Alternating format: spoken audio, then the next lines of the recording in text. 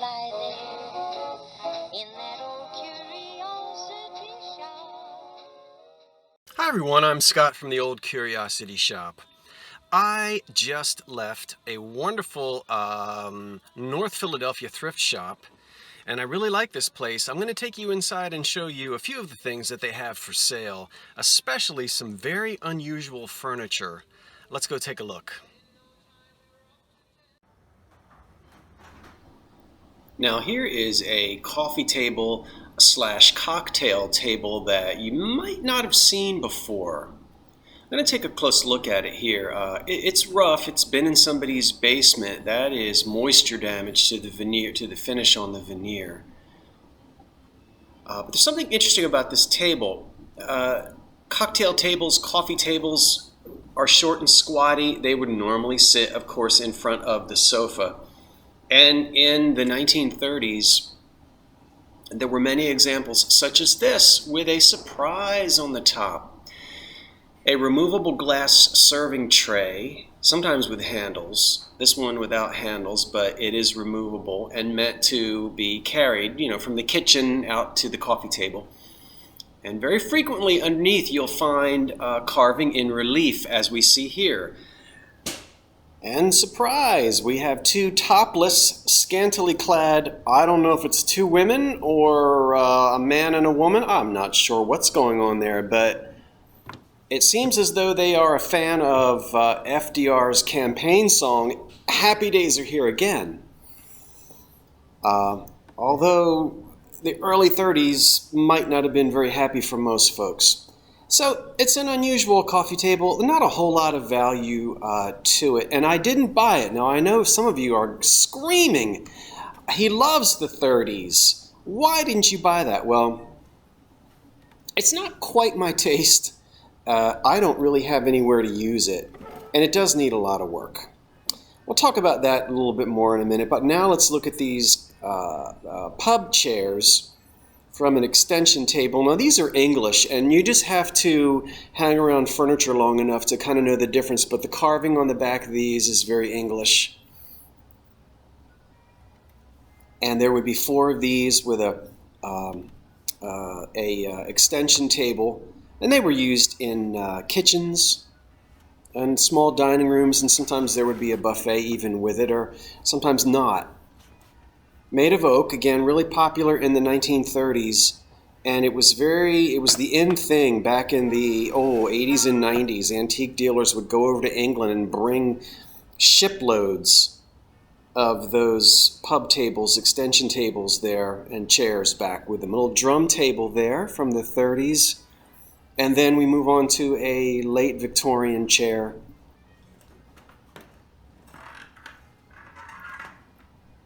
With a cane seat, and of course this is one of the woven cane seats. I believe I'll turn it upside down and show you. It's very well done, and the cane is in good shape. It has been redone. We can see where it's actually woven there into the seat rather than pressed in with a spline, which is a lot easier to do. $22 for that late Victorian chair, and yellow is half off. So what a steal. $11 for that chair. And this one, I like that Formica top. Another late Victorian chair in, it looks like maple, but then it's got some either flame mahogany or rosewood on the back. I think that's flame mahogany rather than rosewood. And that was only $5 because it was half price. We have an abundance of this kind of antique furniture here in the Northeast. I mean, it would have been a steal at full price, but $5? Now again, I didn't buy anything because I don't need another chair. For 20 years I'm saying to myself, you are needing one more chair. And I don't have, well, I should have rescued it from having to sit next to that awful 1980s thing. But there's just no, okay, 80s or 90s, right? Let's move on. Yes, I didn't buy it. I'm not selling in a... I just don't have any more storage space, and I'm not trying to find any more pieces right now, so I did leave that furniture there, but someone else will treasure it. Here are some old frames from about 1900, 1880s, 1890s, 1900. Now this one is oak with a gesso plastered decoration there. Pretty typical. That one has some... that one was okay. It had a little bit of loss. Now this one... this one is in pretty good condition. $15, and it's half off, which means it will be $8.10 with tax. No glass, but that's okay. I'm going to put it down. And it is oak. And then it's got the gesso gilded decoration in the center. In two places there we can see around the perimeter of the frame. Nice, hasn't been refinished. That's the old paint. There are a few places that need to be patched up. The frame needs to be tightened up there. The mitered corners aren't as tight as they should be, but nothing that I can't fix up myself. That frame is coming home with me. It's a really nice and relaxing hobby to do gesso restoration. I've done it before, but it's not something I do on a regular basis. But I'm always looking for nice big old frames like that. And this other frame I just left behind. So, yeah, back to that coffee table. It was cool, but again, as I said, when you do this, you really have to, look, when you have a truck and you got money in your pocket, it's really easy every day to come home with a load, and then you have nowhere to put it. And I'm picky about how many projects I need. Now, this was puffy. This was like a fabric. I don't know. Is that like a 1960s kind of a thing? With the dogs there and the puffy fabric sticking out in a relief. Some more drum tables from the 30s.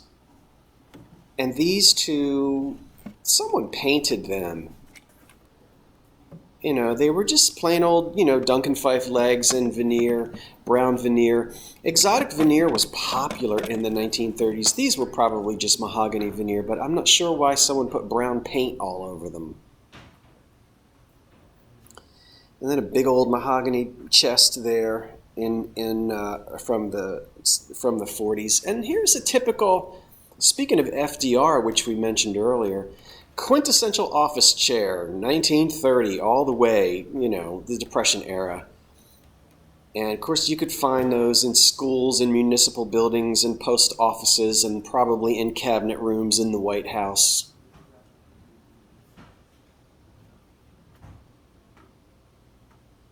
There are lots of books here as well. I buy 3 books, which I'm going to show you at the end of the video. Nice crushed velvet covered chair, which dates to the 30s. A stylized barrel back chair. It was okay. I think it was only $30.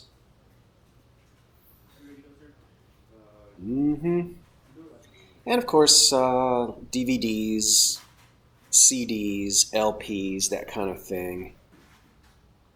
Some 1960s furniture. It's a really nice store. I like it, and everything goes to charity.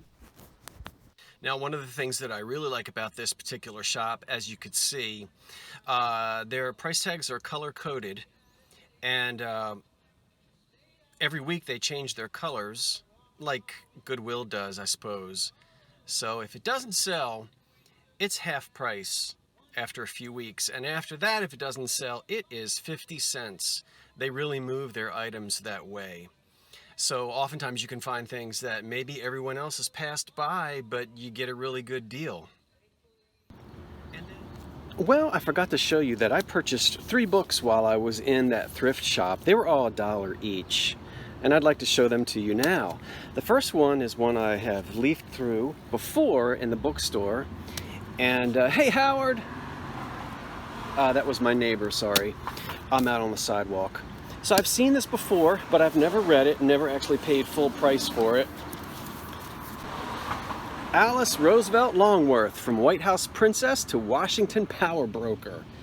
I can't wait. I've read a little bit about her, and she is quite a fascinating character, and so I'm looking forward to that. That's going to be a nice summertime read.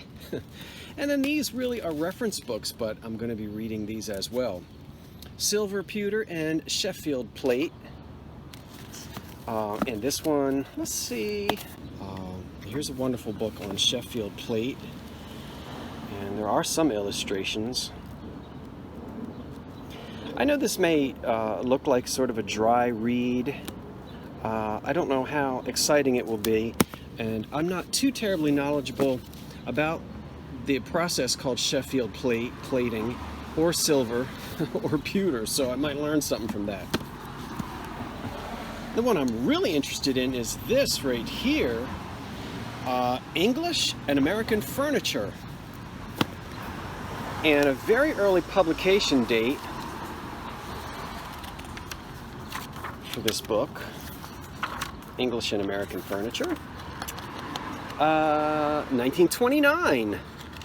Great. Look at this. So lots of photographs, not illustrations, black and white photographs. Traditional and antique English and American furniture. And since this was published in 1929, there's not going to be anything modern in here. It's all going to be the old stuff. And boy, I'm really looking forward to having some, pouring a nice cold iced tea and sitting down and going through these. Okay, $1 each. Don't forget the used book section. There are some real gems to be had. You like the plants? I guess they're flowers. What are these? Morning glories? I don't know what they are. Well, now everyone, we're going to wrap this video up with a short discussion of these wonderful Art Deco stems. Now, I found these about a week ago in a Pennsylvania thrift shop about an hour outside of the city. I didn't know the designer. I didn't know when they were made. However, it was unmistakable that they were made of quality glass, and they definitely had that style that just, in my mind, screams something from the 1930s. So I was able to buy 6 of them. And I suppose really you could call it a champagne, although it's not really, the bowl isn't a true champagne shape. I think it should be a little narrow, a little shorter. But maybe they're just sherbets on a stem. But notice the square stem here. And they're just very Art Deco and very elegant. Well, remember, I found all these collector's books at a flea market. I think I showed this one to you quickly the other day. The Art Deco, Depression era Art Deco glass. In fact, I know I did highlight it very quickly. And look, here they are, right on the inside. It's just unbelievable that I found the glass, and then just a few days later, the book that actually tells me about them. So let's take a look at what it says here about these stems. And we can see here that this glass right here, I guess there's a glare on that. Is that any better? This is the Libby Embassy line, 4,900 line, and each one of these stems are valued at $200 to $300 each. Now that's what it says in this book. Now let's not go screaming to the bank just yet, because you're going to find out in a minute we don't quite have that value here. At least I don't think so. These particular glasses here, as it goes on to tell us, get it where you can see it, we have the original patent over here, okay, which was filed in 1939. And we can see, I know my light is a little bit off, we can see here that it says we have the drawing of the Libby Embassy stem designed by E.W. First and Walter Darwin Teague. Now, anybody familiar with the 1939 World's Fair or design of the 1930s, you're going to know those two names, especially Teague. Walter Darwin Teague, let's see, 1939, they filed the patent. First was Libby's designer, and Teague was the consultant designer, of course, for the 1939 World's Fair. Now, if you'll notice here in his original design, the stem itself is rectangular. You see, we're looking down into the bowl, and the stem on mine is square. So we've got something that looks very similar to this design, but it ain't necessarily so, as the song goes, until we turn the page. And I'm delighted to see some champagnes up here. And if we go very closely, of course, the bowl is more of a champagne size bowl here, and this is more of a sherbet size, or a cocktail. You could have some kind of a cocktail in that. But it sure does look like the same glass to me, and let's see what it says. It says, top left, Libby, attributed to Libby, unidentified champagnes with square ribbed stem. $30 to $40 each. Okay, so we have the examples over here designed for the World's Fair with the rectangular stem by Teague and First. But also, it looks as though Libby put out another line, very similar, but with square stems, as we see here. And so here we can see a square ribbed stem. And we've got the square ribbed stems on my examples here. And when you study these very closely, that's it. Now I know this is probably a cocktail or a sherbet, while those are the actual champagnes. So it appears as though these are just a variation also released by Libby in 1939, 1940. But listen, as I've always said, if a design was popular, there was competition. And we can see over here, Fostoria had to get in on it. And it looks like they were there first. That's a 1934 patent. And we can see this is called the Fostoria Neoclassic Goblet. And look at the design. Now this is 1934. And here again, this looks like it's a circular stem here, but ribbed and very similar in its design. Now again up here, these are the Neoclassic cordials by Fostoria with colored bowls, but very typical stem. Anyway, I'm going to go ahead and probably say that these are the Libby glasses, as it says here in the book. So I was really excited. You know I love my books. And wouldn't these just be wonderful? Vaughn Monroe recorded a song called A Pink Cocktail for a Blue Lady. I think I'll go dig out that 78 and maybe fill this up with a little pink lemonade or something like that. A pink cocktail for a blue lady. All right, that's it for now, everybody. Wasn't this fun? Well, everyone, that's it. I'm Scott from the Old Curiosity Shop, wishing you well and thanking you for watching. So long for now. Meow.